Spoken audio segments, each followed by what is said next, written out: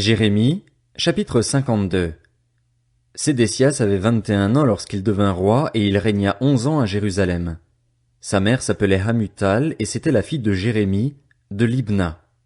Il fit ce qui est mal aux yeux de l'Éternel, entièrement comme l'avait fait Joachim. Cela arriva à cause de la colère de l'Éternel contre Jérusalem et contre Juda. Il était si irrité qu'il voulait les rejeter loin de lui.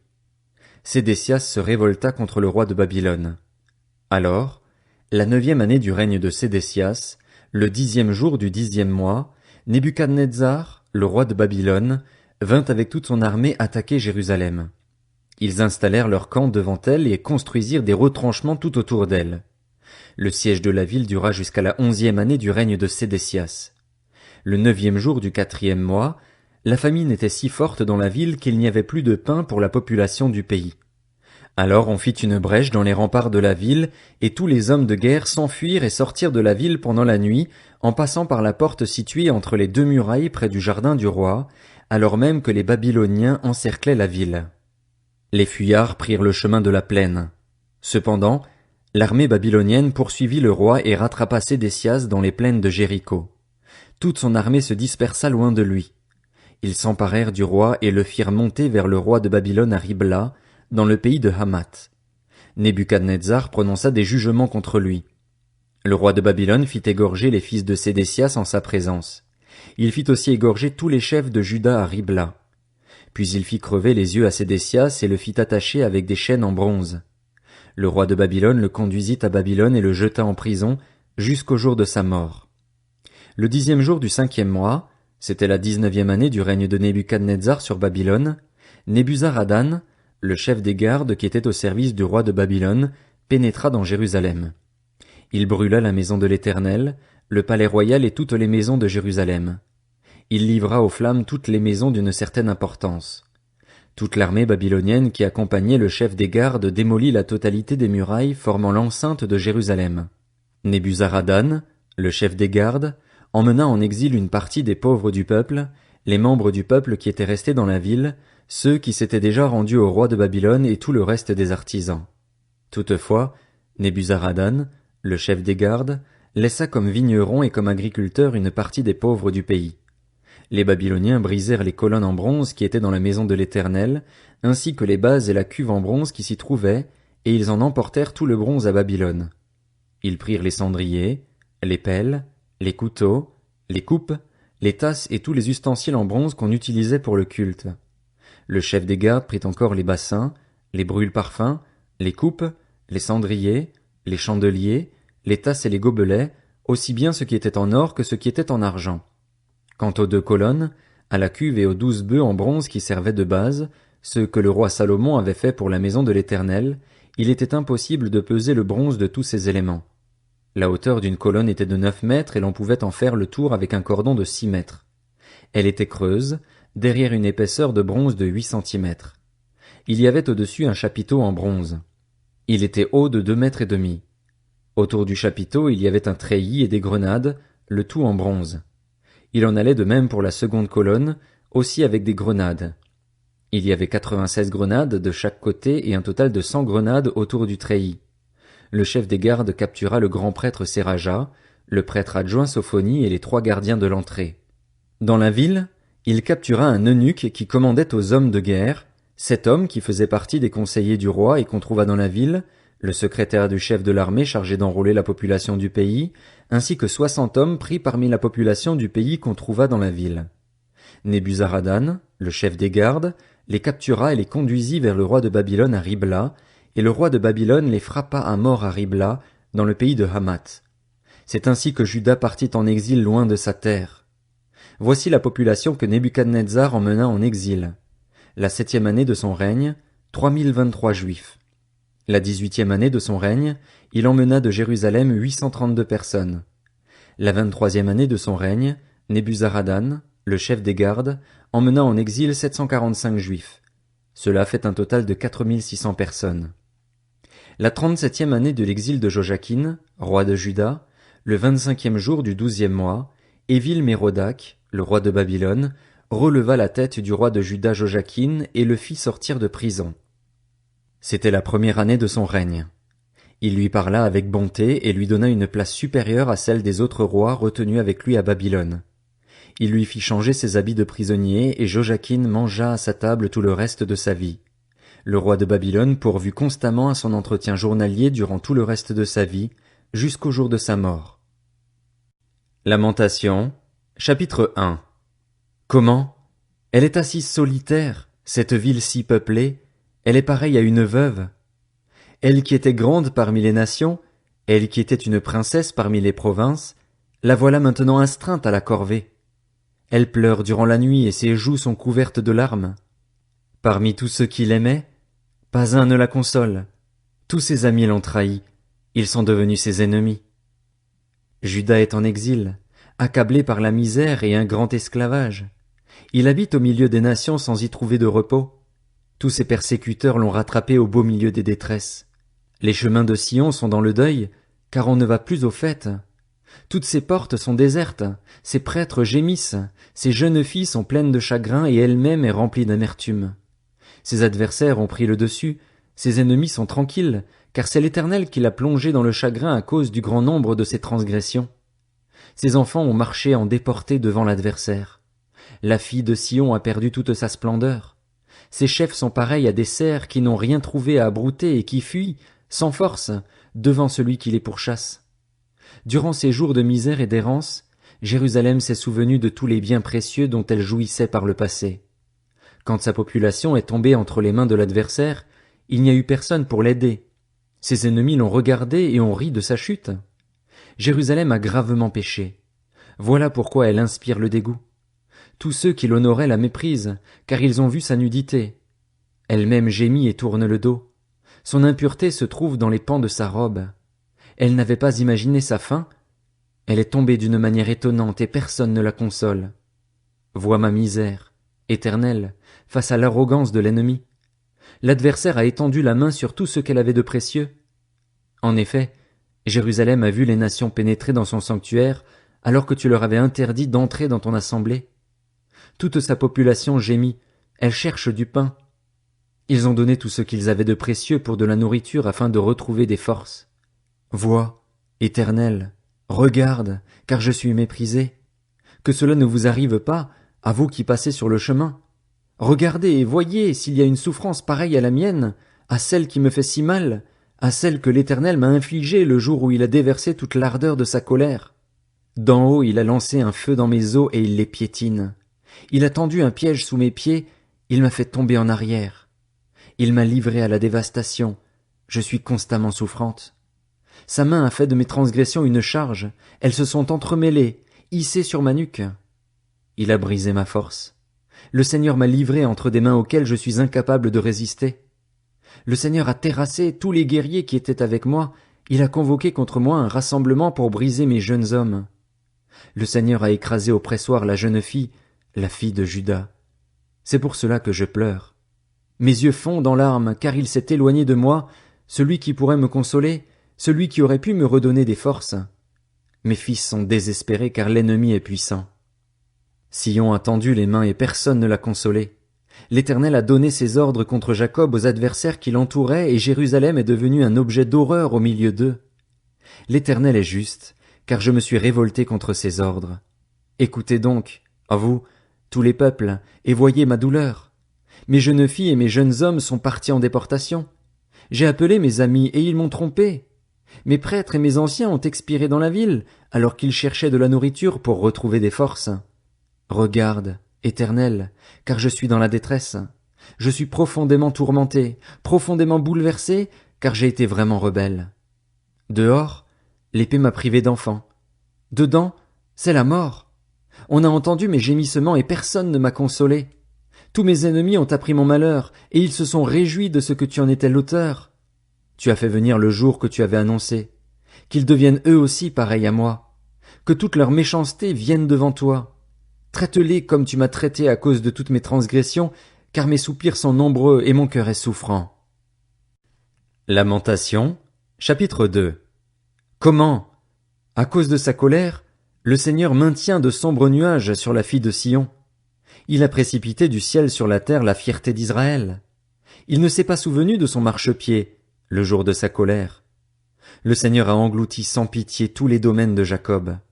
Dans sa fureur, il a démoli les forteresses de la fille de Juda, il les a précipitées par terre. Il a profané le royaume et ses chefs. Dans son ardente colère, il a abattu toute la force d'Israël. Il a retiré sa main droite en présence de l'ennemi. Il a allumé en Jacob comme un feu dont les flammes dévorent tout ce qui l'entoure. Il a tendu son arc comme un ennemi, sa main droite s'est dressée comme celle d'un assaillant. Il a fait disparaître tout ce qui plaisait au regard, il a déversé sa fureur comme un feu sur la tente de la fille de Sion. Le Seigneur a été comme un ennemi, il a englouti Israël, il a englouti tous ses palais, il a détruit ses forteresses. Il a rempli la fille de Juda de plaintes et de gémissements. Il est passé en force, comme on force la clôture d'un jardin, il a détruit son lieu de rencontre. L'Éternel a fait oublier dans Sion les fêtes et les sabbats, et, dans sa violente colère, il a rejeté le roi et le prêtre. Le Seigneur a repoussé son autel, détesté son sanctuaire. Il a livré entre les mains de l'ennemi les murs des palais de Sion. Des cris ont retenti dans la maison de l'Éternel, comme un jour de fête. L'Éternel avait projeté de détruire les murs de la fille de Sion. Il a étendu le ruban à mesurer, il n'a pas retiré sa main pour l'empêcher de tout engloutir. Il a plongé dans le deuil remparts et murailles, ensemble ils dépérissent. Ses portes se sont enfoncées dans la terre, il a démoli et brisé ses verrous. Son roi et ses chefs sont dispersés parmi les nations. Il n'y a plus de loi. Même ses prophètes ne reçoivent plus aucune vision de l'Éternel. Les anciens de la fille de Sion sont assis par terre, ils restent silencieux. Ils ont couvert leur tête de poussière, ils se sont habillés de sacs. Les jeunes filles de Jérusalem baissent la tête vers la terre. Mes yeux s'épuisent dans les larmes, je suis profondément tourmenté, ma bile se déverse par terre à cause du désastre qui frappe la fille de mon peuple. Des enfants et des nourrissons tombaient en défaillance sur les places de la ville. Ils disaient à leur mère, « Où y a-t-il du blé et du vin ?» Tandis qu'ils tombaient en défaillance comme des blessés dans les rues de la ville, qu'ils rendaient l'âme sur la poitrine de leur mère. Que dois-je te dire? À quoi te comparer, fille de Jérusalem? Quel exemple te donner pour te consoler, vierge, fille de Sion? En effet, ton désastre est aussi grand que la mer. Qui pourra te guérir? Tes prophètes ont eu pour toi des visions sans valeur ni saveur. Ils n'ont pas dévoilé ta faute afin de changer ton sort. Ils t'ont communiqué des messages mensongers et trompeurs. Tous les passants applaudissent en te voyant. Ils sifflent, ils secouent leur tête au sujet de la fille de Jérusalem. Est-ce bien la ville que l'on présentait comme une beauté parfaite, la joie de toute la terre? Tous tes ennemis ouvrent la bouche contre toi, ils sifflent, ils grincent des dents. Ils disent, « Nous l'avons englouti! C'est bien le jour que nous attendions! Nous l'avons atteint! Nous le voyons! » L'Éternel a mis en œuvre ce qu'il avait décidé. Il a accompli sa parole, celle qu'il avait depuis longtemps ordonnée. Il a démoli sans pitié, il a fait de toi la joie de l'ennemi, il a relevé la force de tes adversaires. Le cœur des vaincus crie vers le Seigneur. Muraille de la fille de Sion, laisse couler tes larmes jour et nuit, comme un torrent. Ne te donne aucun répit et que ton œil n'ait pas de repos. Lève-toi, crie ta détresse dans la nuit, au début de tes insomnies. Déverse ton cœur comme de l'eau devant le Seigneur. Lève tes mains vers lui pour la vie de tes enfants qui meurent de faim à tous les coins de rue. Vois, Éternel, regarde qui tu as traité de cette manière. Fallait-il que des femmes dévorent ceux qu'elles ont mis au monde, les petits enfants dont elles ont pris soin avec tendresse? Fallait-il que prêtres et prophètes soient massacrés dans le sanctuaire du Seigneur? Les enfants et les vieillards sont couchés par terre dans les rues, mes jeunes filles et mes jeunes hommes sont tombés sous les coups d'épée. Tu les as tués, le jour de ta colère, tu les as massacrés sans pitié. Tu convoques comme pour un jour de fête ceux qui me terrorisent de tous côtés. Le jour de la colère de l'Éternel, il n'y a eu ni rescapé ni survivant. Ceux dont j'avais pris soin avec tendresse et que j'avais élevés, mon ennemi les a exterminés. Lamentation, chapitre 3. Je suis l'homme qui a vu la misère sous le bâton de sa fureur. Il m'a poussé, il m'a fait avancer dans les ténèbres, et non dans la lumière. Sans cesse il tourne et retourne sa main contre moi. Il a fait dépérir ma chair et ma peau, il a brisé mes os. Il a érigé des constructions contre moi, il m'a environné de poison et de douleur. Il me fait habiter dans les ténèbres, comme ceux qui sont morts depuis longtemps. Il m'a emmuré pour que je ne puisse pas sortir, il a alourdi mes chaînes. J'ai beau crier et implorer du secours, il tient ma prière enfermée. Il a barré mon chemin avec des pierres de taille, il a dévié mes sentiers.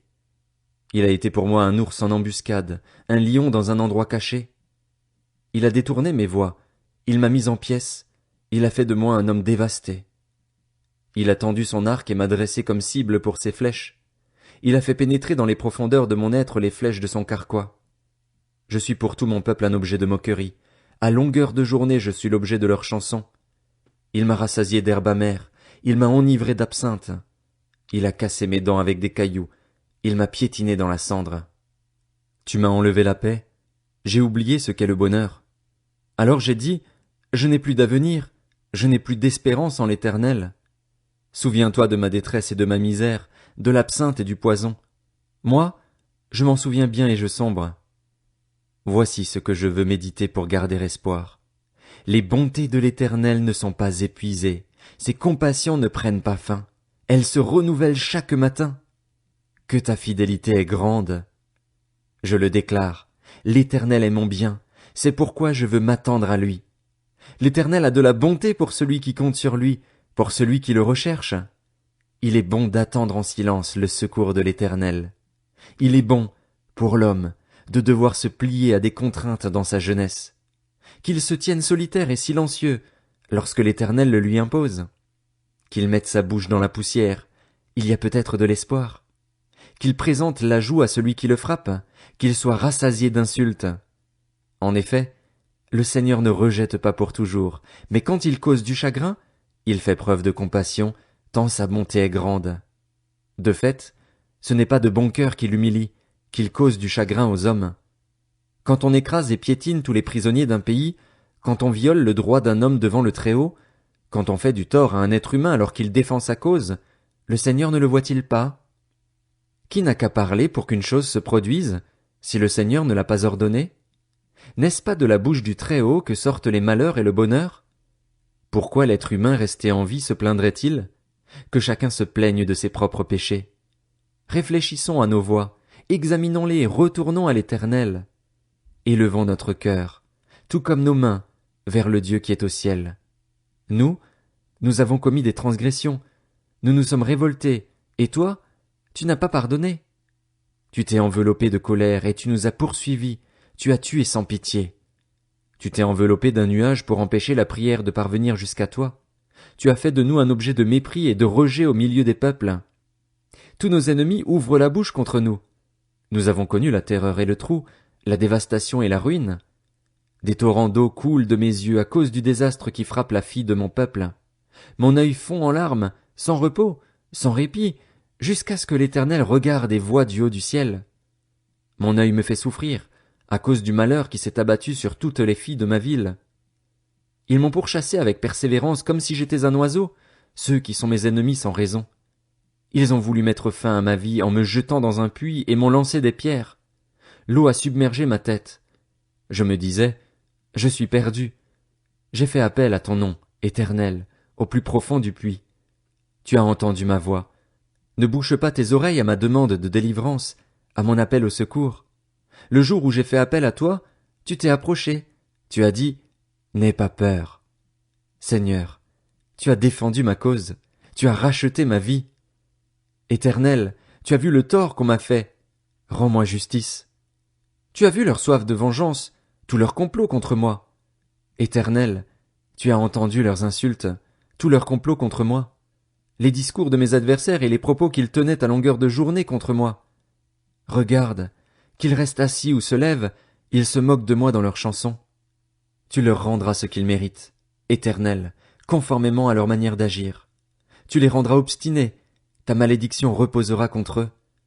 Dans ta colère tu les pourchasseras et tu les extermineras de dessous le ciel, Éternel.